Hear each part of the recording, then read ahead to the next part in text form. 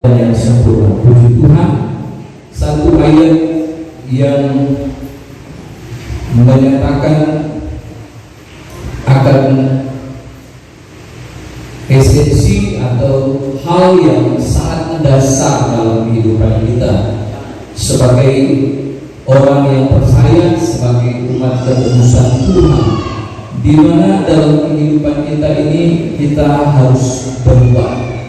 Yang dahulu kalau kita hidup dalam kegelapan, yang dahulu kita hidup di dalam dunia ini, hal-hal yang berkaitan atau hal-hal yang biasa dilakukan oleh dunia ini, sekarang kita sudah tinggalkan.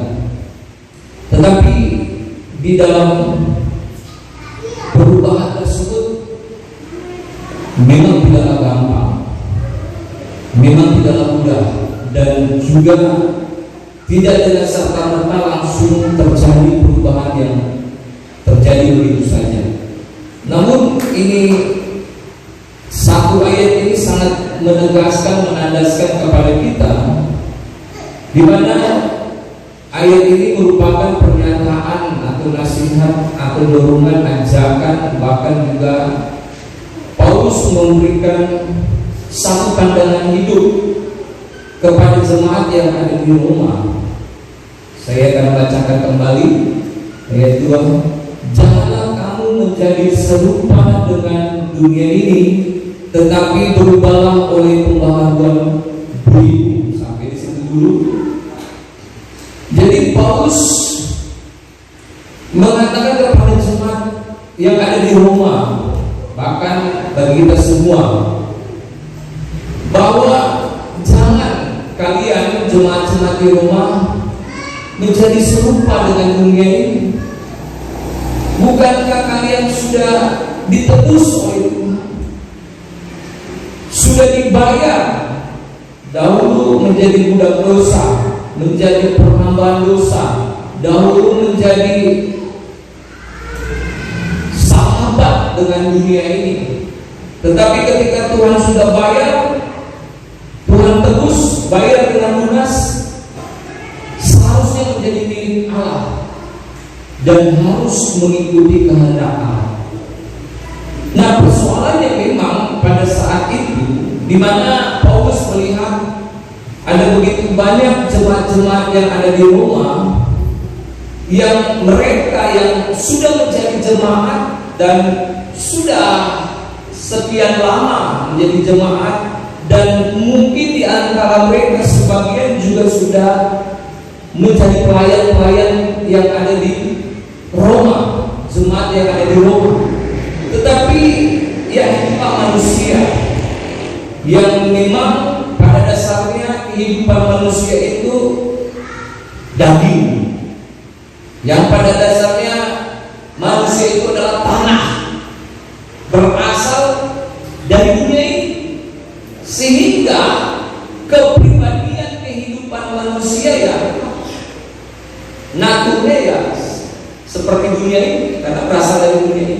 Tetapi yang juga tidak boleh kita kesampingkan, bahwa manusia juga berasal daripada Allah, bahkan dibentuk secara langsung, secara khusus oleh Allah. Nah, di tengah-tengah keberadaan yang seperti itu, ketika Tuhan sekali lagi sudah menebus mereka, yang mereka dulunya mempunyai kebiasaan-kebiasaan dunia, kebiasaan-kebiasaan buruk, melakukan perbuatan-perbuatan dosa.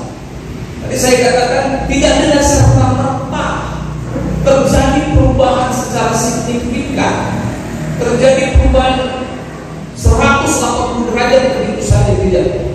Oleh sebab itu Paulus juga melihat keadaan seperti itu, dan Paulus patut memberikan pelajaran kepada mereka. Jangan serupa dengan dunia ini. Saya sudah beberapa kali coba untuk melihat pernyataan atau kalimat jangan serupa dengan dunia ini. Dari kata aslinya, kata Yunani superpose, sumonoponeste, me do ainon tokton. Di situ ada kata morfe. Morfe itu bentuk dasar dari sesuatu, hal yang sangat mendasar pada suatu benda. Itu bentuk. Kalau bentuk luar kita ya ini, ada yang hidungnya tinggi sekali, ada hidungnya sedang, ada hidungnya rendah atau pas-pasan. Itu bentuk luar. Tapi bentuk dalam kita itu adalah kepribadian hidup kita, jiwa. Yang sebenarnya bentuk yang terlihat ini itu hanya bentuk hati, tapi sesungguhnya bentuk yang seharusnya nyata itu adalah ekspresi dari jiwa kita yang diekspresikan lewat tindakan dan perbuatan. Nah, di sini Paulus ingin menjelaskan, walaupun mereka sudah ditebus oleh Tuhan, walaupun mereka sudah berubah bukan berubah secara lahiriah, secara fisik, tetapi perubahan status mereka dari hamba dosa dipindahkan menjadi hamba. Seharusnya mereka harus menjadi hamba kebenaran. Artinya mereka harus tunduk pada kebenaran. Ketika kebenaran itu ada dalam hidup kita, datang kepada kita tunduk, artinya kita harus melakukan kebenaran. Nah, oleh sebab itu Paulus, sekali lagi saya mau katakan, jangan menjadi serupa. Itu di awal dikatakan sum. Kalau di matematika kan 1 tambah 1 sum sama dengan 1 tambah 1 sum sama dengan 2. Walaupun yang sebelah kiri 1 tambah 1, yang sebelah kanan itu 2, tetapi pada hakikatnya kata sum itu sama, serupa. Nah, oleh sebab itu Paulus menegaskan, jangan kalian serupa. Tidak ada bedanya dengan dunia ini. Kalau dunia buat seperti ini, kalian juga ikut. Kalau dunia lagi ngetren dengan titik-titik, bukan TikTok ya, titik-titik, kalian ikut titik-titik. Kalau dunia lagi ngetren dengan gaya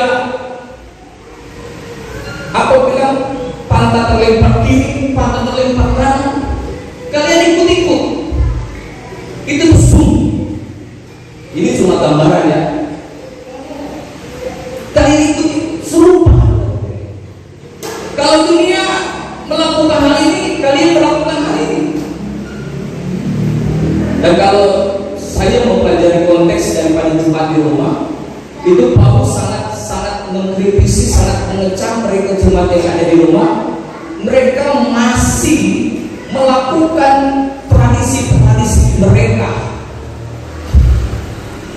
baik mereka yang jemaat berkebangsaan Yahudi maupun jemaat yang berkebangsaan Yunani maupun jemaat yang berkebangsaan Roma pada saat itu. Jadi memang pluralisme, ada orang Yahudi, ada orang-orang Yunani, dan ada orang-orang Roma, jemaat-jemaat yang ada di Roma.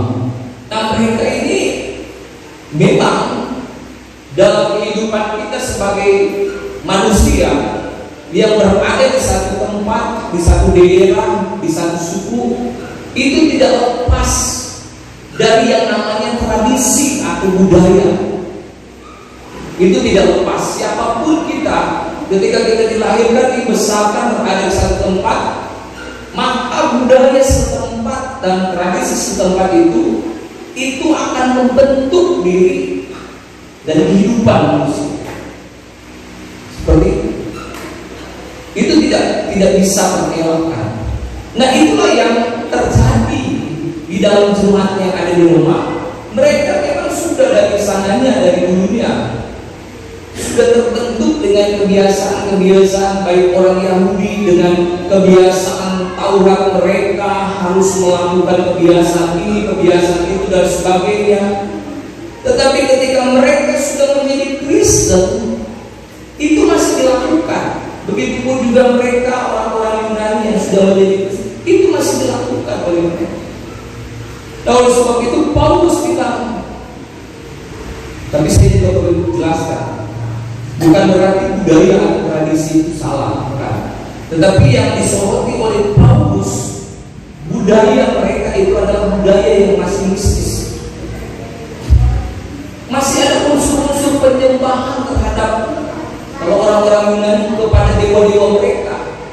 Mereka masih memiliki kepercayaan bahwa di dalam dunia ini ilah itu bukan hanya satu, tetapi lebih daripada satu.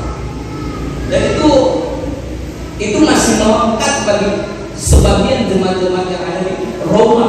Begitupun juga orang-orang Roma yang sudah menjadi Kristen, itu masih melekat hal-hal yang masih menjadi tradisi mereka, tradisi Roma. Apalagi orang Yahudi, wah terlalu banyak tradisi mereka, budaya mereka yang sangat kental, dan apa yang mereka lakukan itu budaya ekspresi daripada budaya-budaya itu sebagian bertentangan dengan firman Tuhan. Sekali lagi saya mengatakan budaya itu bukan berarti salah, tetapi ada unsur-unsur budaya pada bangsa mereka pada waktu itu yang masih ada hal-hal bertentangan dengan kebenaran. Sehingga Paulus mengatakan jangan serupa dengan dunia ini. Segala yang ada di dalam dunia ini, yang ditunjukkan oleh dunia ini, jangan sama, jangan suku. Morfe bentuknya, jangan serupa dengan dunia ini. Ini pernyataan ini sangat tegas ini Paulus katakan kepada jemaat Roma. Yang sebenarnya kalau kita lihat di ayat sebelumnya, diawali dengan juga satu pernyataan Paulus, saudara-saudara, demi kemurahan Allah, aku menasihatkan kamu supaya kamu mempersembahkan tubuhmu sebagai persembahan yang hidup, kudus dan berkenan. Diawali dengan pernyataan Paulus kepada jemaat di Roma, kita ini sudah ditebus oleh Tuhan, dan demi kemurahan Tuhan, Tuhan menebus kita oleh karena kemurahannya, bukan karena kegagahan kita, bukan karena kepintaran kita, bukan karena kebaikan kita, tapi karena kemurahan Tuhan. Tuhan sangat bermurah hati kepada kita. Dia rela mati menebus dosa-dosa kita. Bayar dengan apa kita ini sebenarnya? Dengan harta seluruh dunia ini tidak akan bisa membayar, karena apa? Dosa adalah maut. Kita harus mengalami kematian. Hanya dengan kematian maka kita bisa ditebus. Tetapi yang bisa menebus kita dengan kematian adalah dengan kematian orang yang tidak berdosa. Siapa di antara kita yang tidak berdosa sehingga kita patut untuk menebus diri kita atau orang lain? Tidak ada. Hanya Yesus Kristus yang tidak bercacat, tidak bercela, tidak berdosa, yang memenuhi persyaratan untuk dapat menebus dosa kita. Kita lakukan. Paulus katakan demi kemurahan Tuhan, oleh karena kemurahan Tuhan kita ditebus. Oleh sebab itu persembahkanlah tubuhmu. Kita sudah ditebus. Kalau dulu perjanjian lama menebus dosa dengan mempersembahkan korban persembahan binatang yang sudah disembelih. Untuk apa Tuhan bilang? Makanya ketika konteks perjanjian baru, Bintang Tuhan menegaskan bahwa kalau kita mau mempersembahkan tubuh, kalau kita mau persembahkan kepada Tuhan, bukan lagi mempersembahkan korban binatang, tapi persembahkan hidup. Tapi hidup yang bagaimana? Hidup yang kudus, yang berkenan, dan yang sempurna di hadapan. Artinya apa? Hidup kita ini harus diubahkan. Kalau hidup kita masih serupa dengan dunia ini, ketika kita menyembah, Tuhan bilang bobo dunia ini, bobo ini. dunia. Bukan berarti orang dunia tidak boleh. Makanya firman Tuhan mengajak berubah. Tuhan tahu kita, siapa kita. Kita mungkin masih ada hal-hal yang melekat dalam hidup kita, dalam diri kita. Tapi kita di sini diajak untuk berubah. Berubah itu kan melepaskan. Ini sesuatu yang ada di dalam kita, melekat pada diri kita, kita lepaskan. Supaya wah, ini buah harum ini menjadi persembahan yang kudus. Dari jauh Bapak Yohanes Sumampo datang gereja. Tuhan Sosial dan jauh bobo Bapak Yohanes Sumampo sedap. Wah, lo usah mengatakan Tuhan, Tuhan turunlah hadirat Tuhan. Sampai Bapak tadi yang menyanyi, dia datang dia kalau dia hidup kudus. Dari jauh Tuhan senyata usah panggil Tuhan, Tuhan datang. Kira-kira dipahami ya? Jadi hidup kita ini perlu diubahkan dalam hidup kita. Sehingga apa? Ketika kita datang kepada Tuhan, sebelum kita datang, Tuhan sudah tahu wah, dia mau datang berlutut menyembah Tuhan. Dapat cium di buku. Wah, harum ini.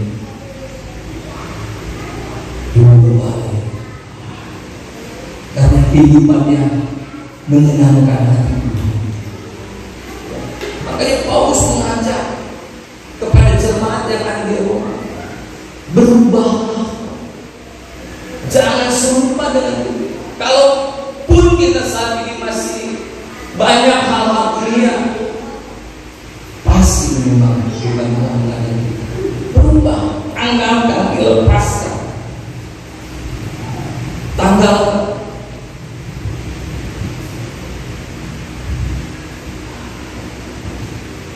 jangan kamu menjadi serupa dengan dunia, tetapi berubahlah oleh pembaharuan diri.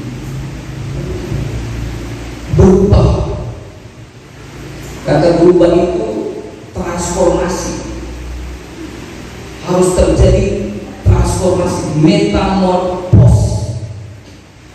Mungkin kalau kita pernah mendengar kata metamorfosis, itu sampai di kupu-kupu. Kupu-kupu dulunya ular, ular mesai. Ini ada bentuk banyak ini. Tetapi itulah bentuk yang sesungguhnya daripada kupu-kupu itu, yang walaupun pada awalnya dia mesai. Tetapi ketika terjadi pertumbuhan perubahan dan pada akhirnya dia menjadi kupu-kupu, menjadi binatang yang indah. Bulu yang tertunai akan dipadamkan, biarkan menyanyikan indah. Ketika kita mengalami transformasi hidup, kita tidak serupa, kita tanggalkan hal-hal duniawi dalam hidup kita. Kita menjadi pribadi yang indah dan terang. Karena itu yang Tuhan inginkan dalam hidup kita. Walaupun saudara-saudara berat, kita mengalami proses metamorfosis, itu perubahan bentuk. Itu ada proses yang luar biasa yang terjadi yang dialami oleh ulat itu. Ulat kita ini dulunya menjijikan. Bukan kalau lihat ulat itu, kalau di sini bilang harmonis ya. Tahu kalau ada ulat-ulat jenis lain biasanya itu cuma boleh harmonis. Wah, lari. Rasa-rasanya kita ubah kita. Karena aku jijik beli. Dulu mungkin kita ulat, wah bilang ulat. Yakub saja dibilang di perjanjian lama, "Ai kamu Yakub ulat.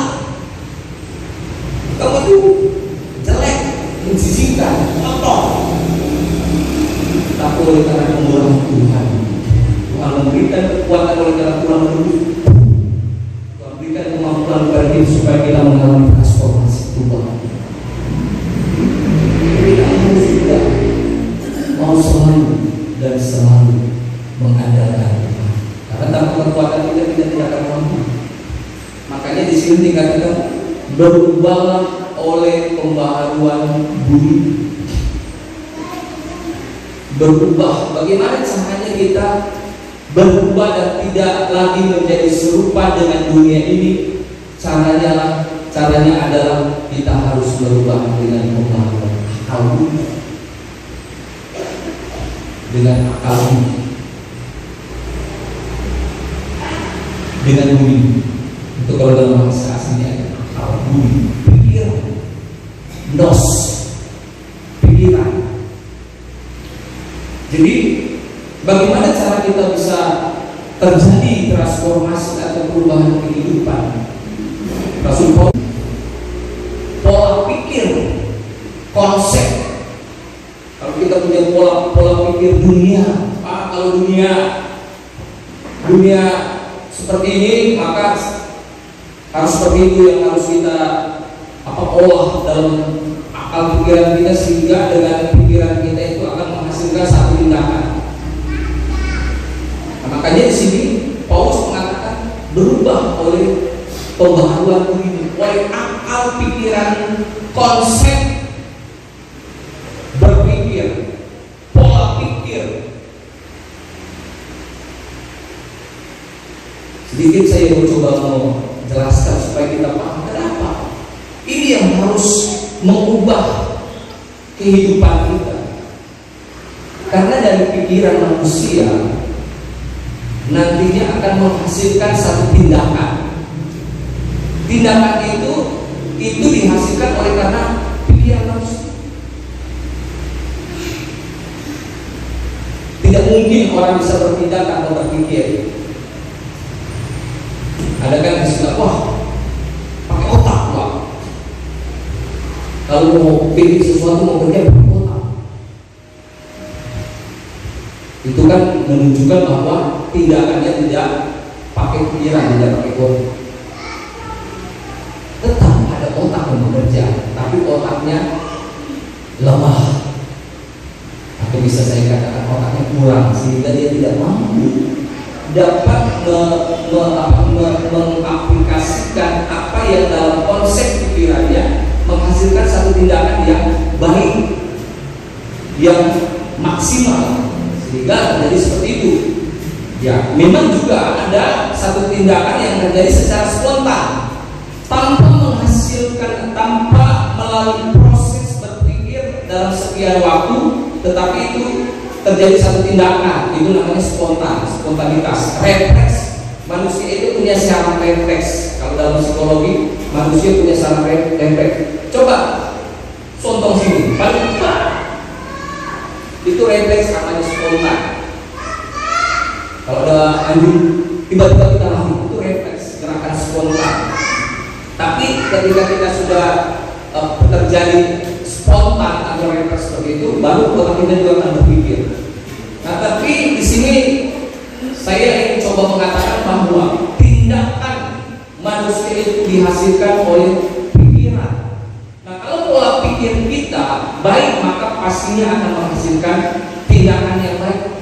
Nah, dari pikiran kita menghasilkan satu tindakan, dan tindakan yang kita lakukan terus-menerus itu akan menjadi yang namanya kebiasaan, habit. Nah, kebiasaan yang terus dilakukan itu akan menjadi yang namanya tradisi. Tradisi yang terus menerus dilakukan itu akan menjadi yang namanya etos. Makanya kalau Bapak Ibu pernah dengar etos kerja, itu menunjukkan bahwa dia bekerja atau kinerja dia itu memang sudah dari sananya, sudah berakar begitu. Jadi tidak usah disuruh, dia kerja. Karena itu sudah menjadi etos kerja dia. Dia bekerja bukan karena diperintahkan, bukan nanti disuruh baru dia kerja. Dia tahu apa yang menjadi tugas kerjanya dia. Dia tahu dia harus melakukan ini, dia tahu harus melakukan ini. Itu sudah menjadi etos kerjanya dia. Nah, itulah etos. Nah, makanya yang dikritisi oleh Rasul Paulus adalah ini, baik tradisi dan maupun hal yang sudah menjadi etos dalam diri mereka. Nah, makanya di sini Paulus sangat menekankan, ubah pola pikirmu. Jangan pola pikir dunia, sehingga apa yang kamu hasilkan, tindakan-tindakanmu adalah tindakan-tindakan yang dipengaruhi oleh dunia ini.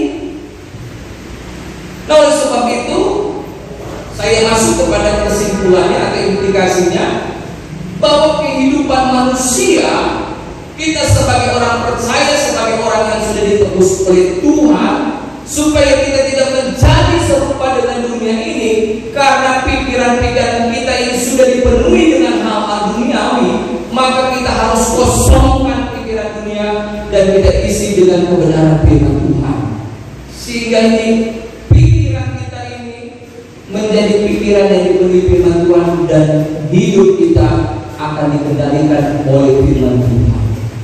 Itu sederhana saja. Makanya kita perlu belajar firman Tuhan. Apa sih yang menjadi mau Tuhan dalam kehidupan kita, untuk kita lakukan di dalam kehidupan kita. Kita harus mengubah pikiran kita ini dengan firman Tuhan, sehingga menghasilkan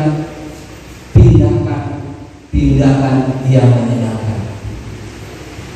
Sebab itu, Bapak Ibu jemaat Tuhan yang diberkati oleh Tuhan, Tuhan sangat menghendaki kita menjadi serupa dengan Bapa. Tuhan mau kita menjadi indah di hadapan-Nya. Tapi bagaimana caranya kita bisa menjadi indah? Ubah pola pikir kita. Ubah pola pikir kita dan isi dengan kebenaran firman. Dan firman Tuhan itulah yang akan mengubahkan kehidupan kita menjadi indah dalam kehidupan kita. Biar Tuhan Yesus memberkati Yesus.